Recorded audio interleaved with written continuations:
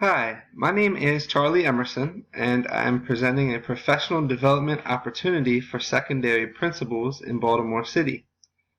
This PD covers the need for sheltered content instruction for recently arrived English learners, sometimes referred to as newcomers. I know that principals always have their hands full and their time is valuable, so I'll try to share the most salient points about why this PD is needed. Anyone who has recently visited a city school has noticed the increasing diversity. Baltimore is a major point of arrival for immigrants and refugees. With little English proficiency and many immigrant students having interrupted or less rigorous educational experiences, joining an American classroom is often very challenging.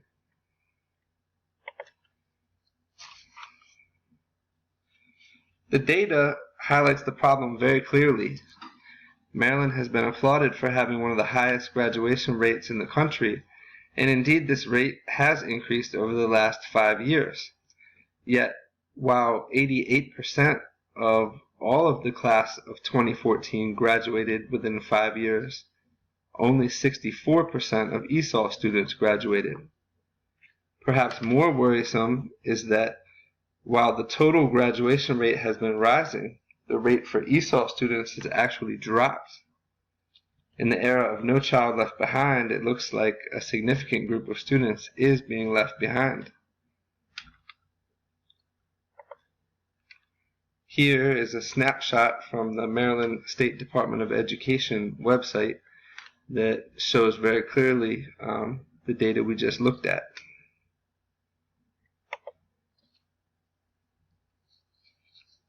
A major problem is the placement of students when they arrive.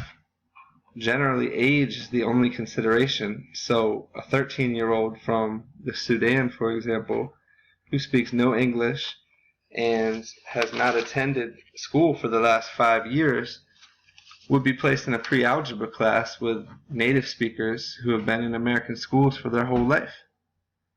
The refugee student will not understand anything, and as his classmates progress, he will stay stagnant and the knowledge gap widens. Entering high school with such limited language and content ability is basically being set up to fail. This PD presents an alternative to this scenario, a sheltered content program where recently arrived English learners can feel comfortable and receive instruction tailored to their needs.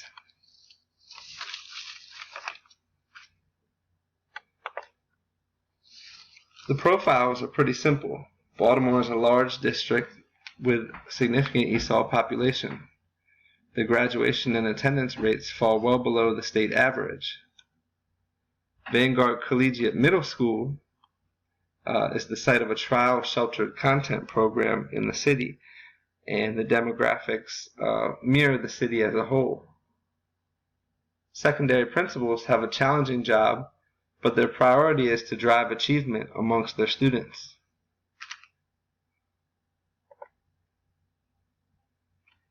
The needs, meanwhile, are all about having trained staff, having appropriate materials, and the technology to push achievement.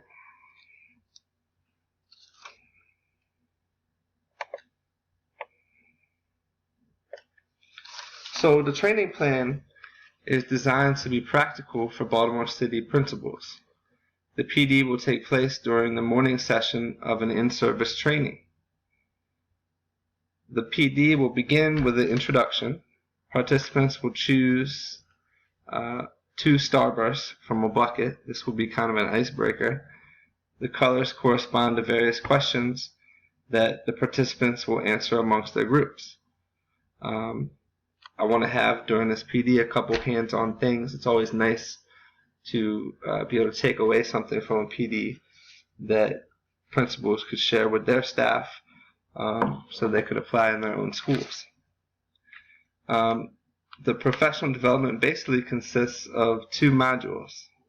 Module 1 being what is the problem, and the second module being about the solution. So for Module 1, participants will complete a quick group activity in which they analyze Maryland graduation data and they look for trends. Hopefully, a participant will share the downward trend in graduation rates for ESOL students. Following that, we'll discuss together a case study, basically what we previously mentioned about a refugee from the Sudan and what his initial experiences with American schools might be like.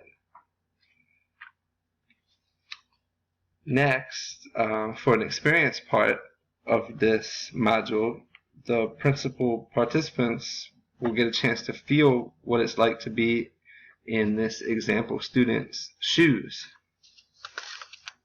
Participants will be divided into 2 groups.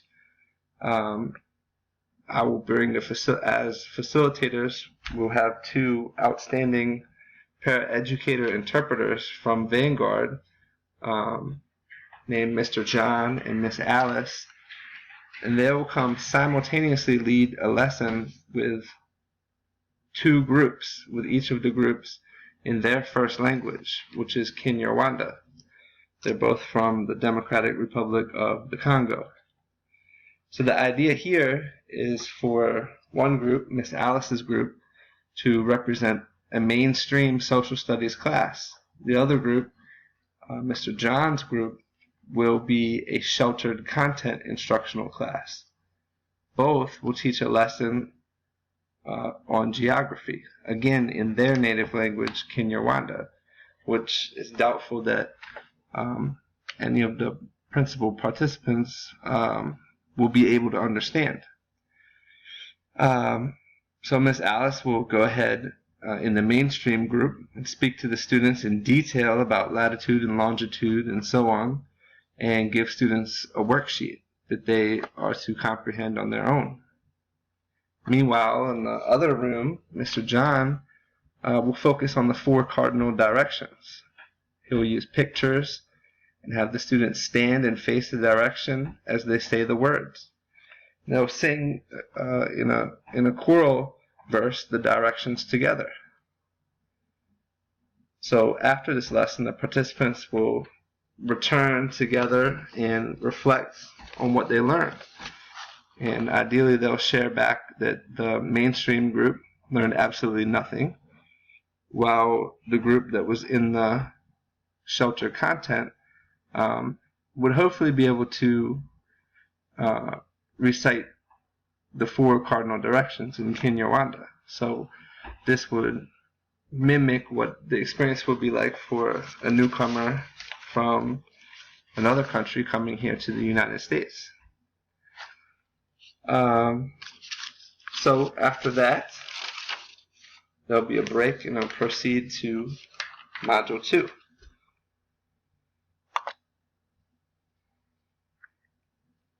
Module 2 involves the solution and how to set up a sheltered content program. So this is basically what I wrote about in more detail. So here is a sample of what the module would be like. We'll open up with this picture of a ladder here, and this ladder is an example, is a metaphor. So we will open up to the participants, what does it represent? Hopefully we will get something along the lines of education is like climbing the rungs of a ladder. You can't skip a rung because everything builds upon itself. Here's a sentence that applies to all students, but particularly ESOL students. Hopefully a participant can fill in the blank that we have to meet the students where they are in order to take them where they need to be. I'll go ahead and explain the components of a sheltered content instructional program, being the structure, environment, staffing, scheduling, content, instructional delivery, and the social emotional needs of the students. So after going through the details of what it looks like, I'd like to give an example of a strategy for sheltered math. The foundation of math is number sense. Everything begins with understanding the numbers, and so teaching standard form, word form, and expanded form at the same time would help students with place value and generally understanding numbers as they move forward. So this is a critical skill from the beginning for the students to master, basically being place value up into the thousands and hopefully into the millions. But any student should be able to answer these three questions. If I, as the teacher, was to point to the 8 and ask, what is this digit? They should tell me 8. What is the place value? Thousands. How much is that worth? Will be 8,000. So knowing these three things is critical for moving forward with any of the computation or higher level math skills. So this is kind of a good place to start, where you pound it in. You can write a number in standard form or word form. They're the same thing. How you say it is how you write it. If students are able to learn 31 words, you can actually create just under 1 trillion different combinations of numbers. For example, students need to learn the numbers up to 20, but when you get to 21, those are not new words. We already know 20 and we know 1. So words are just a combination when you're making numbers. So to conclude with the professional development, I'd like to end it with a game that principals can take away. And I'd like to share the idea that learning can be fun and make it accessible, and really try to get the kids excited about what they're doing. This is called the place value game. This is something that can really benefit students in thinking about their number sense. So the participants will get a sheet of paper that has 7 lines on it for each of the place values from 1 up to the millionth place. And the game is to try to create the highest number possible. Volunteers will take turns rolling a 10-sided die, and each time a number is rolled, the participants must fill in a number in one of the places, but you don't know what the next numbers will be, so it's kind of a gamble.